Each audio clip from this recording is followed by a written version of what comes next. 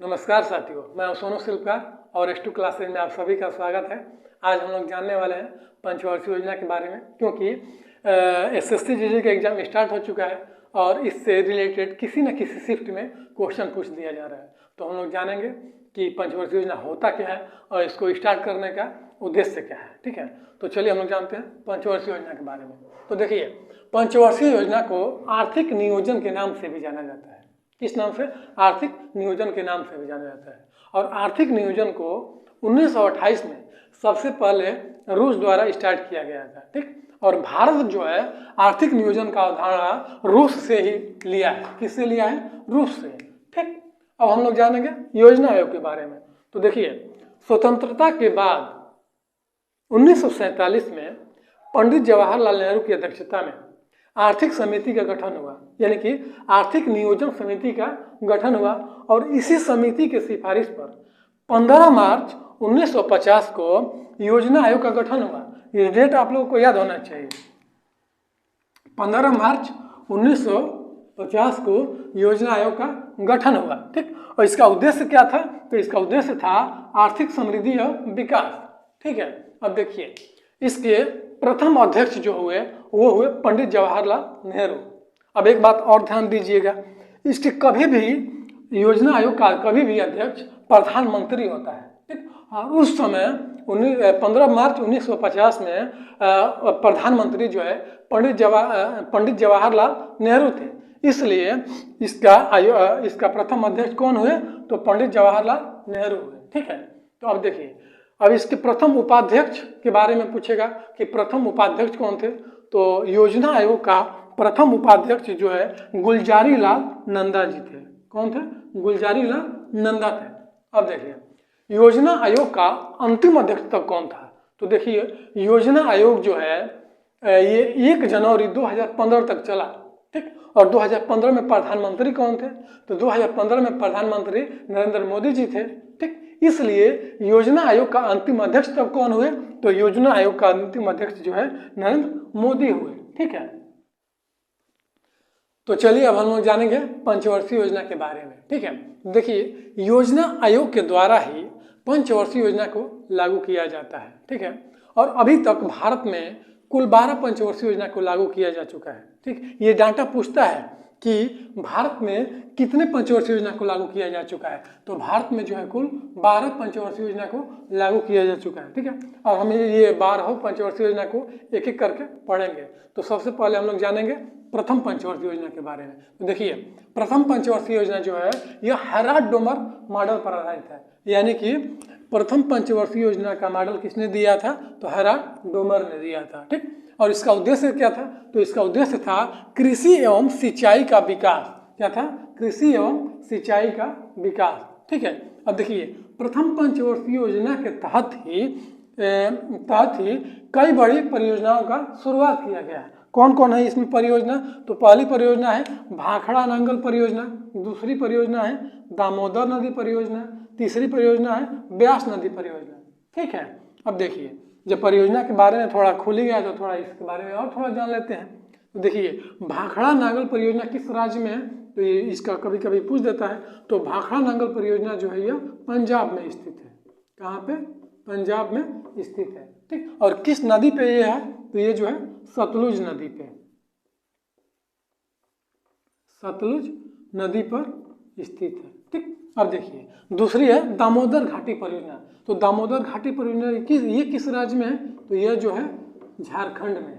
ठीक, और ये किस नदी पर है? तो ये जो है दामोदर नदी पे है। ये तो नाम से ही पता है, दामोदर नदी पे है। ठीक, अब देखिए, दामोदर नदी जो है, एक बात यहाँ पे नोटिस कर लीजिएगा कि दामोदर नदी जो है इसे पश्चिम बंगाल का शोक भी कहा जाता है। पश्चिम बंगाल का शोक किसे कहा जाता है? तो दामोदर नदी को कहा जाता है। अब ये है ब्यास नदी परियोजना। तो ये किस नदी पे है? तो ये जो है ब्यास नदी पर स्थित है। ठीक, अब देखिए, अब हम लोग पढ़ेंगे दूसरा पंचवर्षीय योजना के बारे में। तो देखिए, दूसरा पंचवर्षीय योजना का मॉडल जो है पीसी महालनोबिस ने दिया था।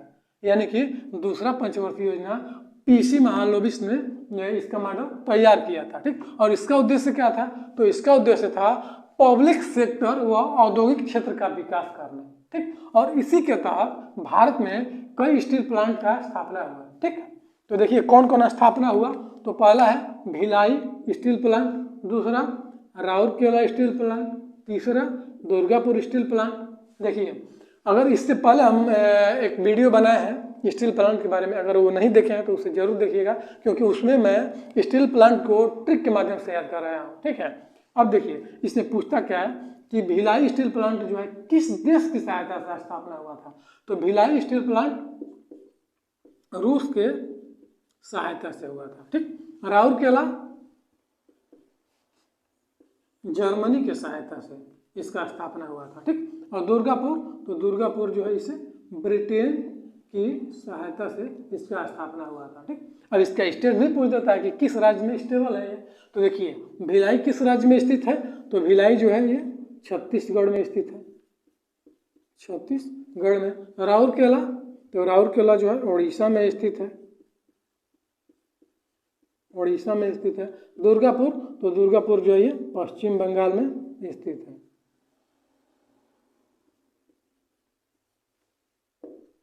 ठीक है। अब देखिए दूसरा पंचवर्षीय योजना के तहत ही LIC का स्थापना हुआ, ठीक। और इसी के समय खादी और ग्राम उद्योग का भी स्थापना हुआ। सॉरी यहाँ पे थोड़ा डेट डालना भूल गए हैं। इन दोनों का स्थापना 1956 में हुआ था। कब हुआ था, तो 1956 में हुआ था, ठीक है। तो ये हमारा प्रथम पंचवर्षीय योजना हुआ और दूसरा पंचवर्षीय योजना हुआ, ठीक है। तो चलिए अब हम लोग जानते हैं तीसरा पंचवर्षीय योजना के बारे में, ठीक है। तो देखिए तीसरा पंचवर्षीय योजना जो है यह 1961 से 1966 तक रहा, ठीक। और तीसरा पंचवर्षीय योजना का मॉडल सुखमय चक्रवर्ती और जॉन सैंडी के द्वारा दिया गया था, ठीक। और इसका उद्देश्य था कृषि एवं उद्योग, क्या था, कृषि एवं उद्योग। अब देखिए तीसरा पंचवर्षीय योजना के तहत ही बोकारो स्टील प्लांट का स्थापना हुआ। कौन, बोकारो स्टील प्लांट। यह किस देश की सहायता से, तो ये भी रूस के सहायता से। और किस राज्य में है ये, तो यह जो है झारखंड में स्थित है। किस राज्य में है, बोकारो स्टील प्लांट, तो झारखंड में स्थित है, ठीक है। अब देखिए तीसरा पंचवर्षीय योजना जो है यह असफल रहा। असफल इसलिए रहा क्योंकि 1962 में भारत और चाइना के बीच युद्ध हुआ और 1965 में भारत और पाकिस्तान के बीच युद्ध हुआ और 1965 से लेकर 1966 के बीच, ठीक, बहुत ही भारत में बहुत ही भीषण सूखा पड़ा, ठीक। जिसके कारण तीसरे पंचवर्षीय योजना को 3 वर्ष का अवकाश देना पड़ा, यानी कि 1966 से 1969 तक का अवकाश देना पड़ा, ठीक है। और इसी के दौरान भारत में 1966 और 1967 में हरित क्रांति का शुरुआत हुआ। और आप लोग जानते ही हैं कि भारत में हरित क्रांति का जनक कौन है, तो भारत में हरित क्रांति के जनक जो है MS स्वामीनाथन जी हैं, ठीक है। अब हम लोग जानते हैं चतुर्थ पंचवर्षीय योजना के बारे में। तो देखिए तीसरा पंचवर्षीय योजना में 3 वर्ष का अवकाश हुआ था, तो ये 1961 से 1966 तक चला, लेकिन 3 वर्ष का अवकाश हुआ तो 1969 से भी स्टार्ट होगा। तो चौथा पंचवर्षीय योजना जो है 1969 से 1974 तक रहा, ठीक। और इसका मॉडल DR गाडगिल ने दिया था।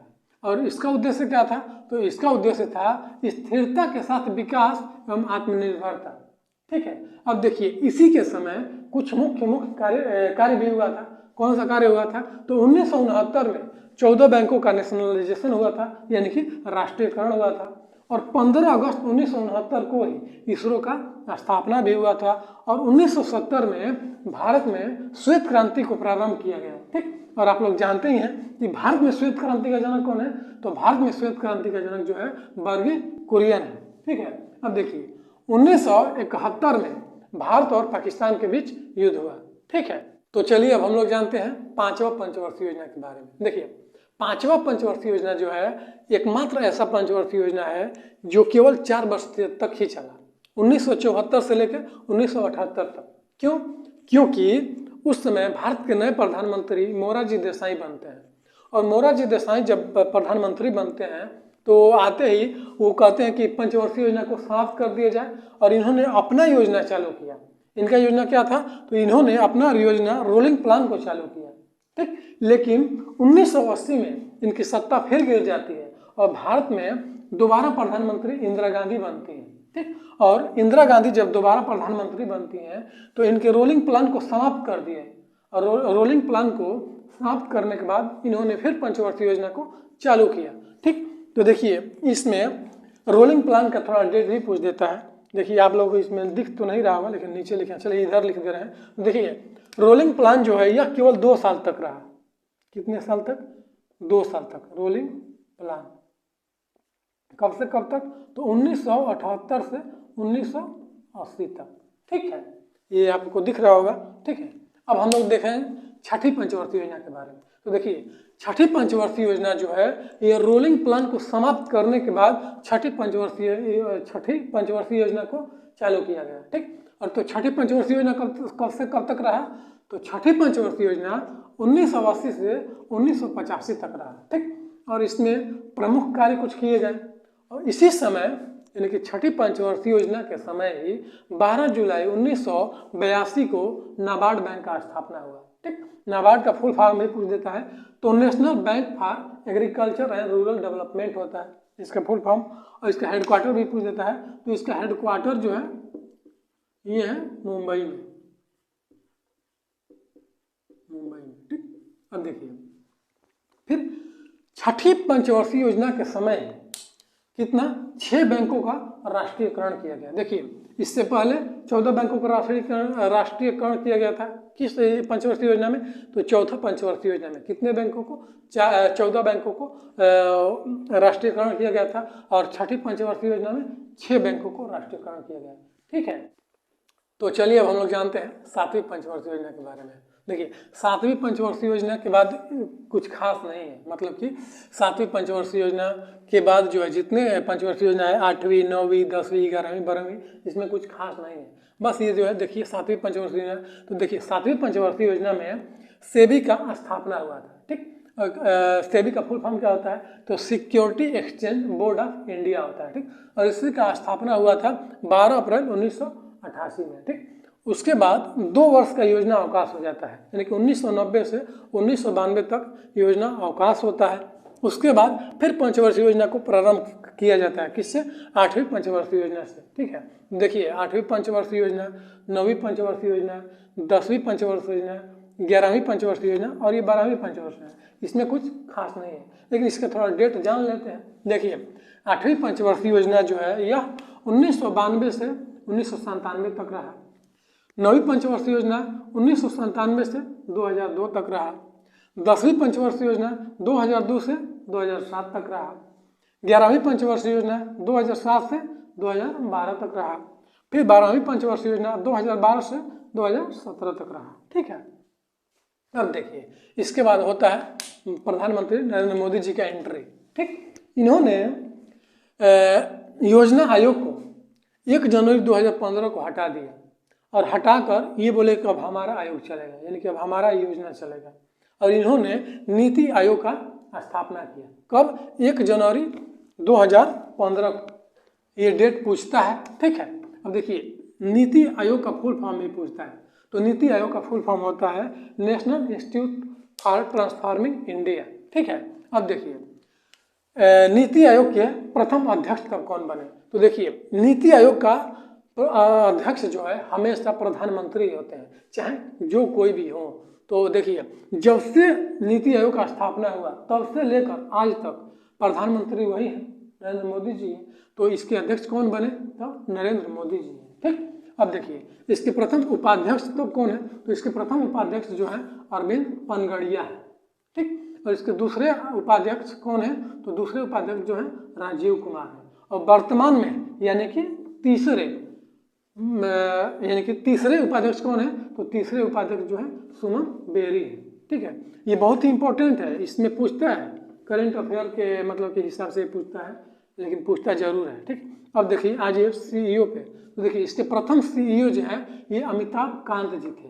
ठीक, कौन? अमिताभ कांत है। लेकिन वर्तमान में कौन है? तो वर्तमान में जो है ये परमेश्वर अय्यर। ठीक है, अब देखिए हम लोग ये जो पंचवर्षीय योजना अभी तक जो पढ़े हैं उसमें पूछता है कि कौन से पंचवर्षीय योजना में कब अवकाश दिया गया था, कितने साल का अवकाश दिया गया था, ठीक है।